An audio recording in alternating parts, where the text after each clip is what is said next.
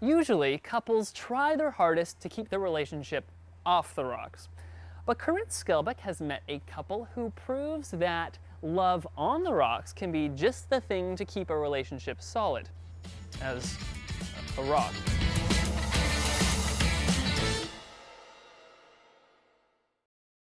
You might say this couple's relationship is on the rocks.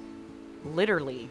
Jessica and Michael scour the banks of the river in search of precious stones. These hidden gems are then transformed into pieces of fine art and jewelry, a collaborative process that awakens each artist's creative spirit. It's pretty much magic, is what I would say. Where I'm weak, he's strong, and vice versa.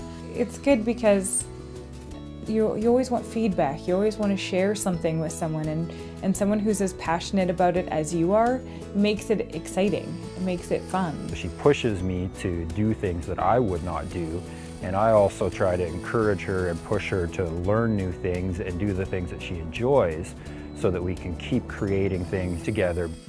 Michael collects most of the raw materials and then shapes and polishes the rocks for Jessica to silversmith or use in her paintings. And some of their most precious stones are found right here in Hope, BC. Along the Fraser River, everywhere from the #1 bridge here in Hope all the way up to the bridge crossing at Lillooet is a jade reserve. And anybody can go along the banks of the river from the high water mark down and collect jade. Jade is known as one of the toughest materials on Earth, harder than a diamond or steel, but it is most valued for its metaphysical properties. Jade to me is an extremely calming stone, and I always carry jade with me. Always have at least one piece in my pocket. Throughout history, gemstones have been used for spiritual, emotional, and physical healing. I find that when I'm drawn to a stone, there's usually a reason why. So I'll go to my crystal book, or I'll look it up online under crystal meaning for that particular stone, and it usually has an attribute that I'm missing or needing, and it's kind of there to fulfill it. So I fall in love with every piece, knowing that the properties of that particular stone is going to make a difference in someone's life.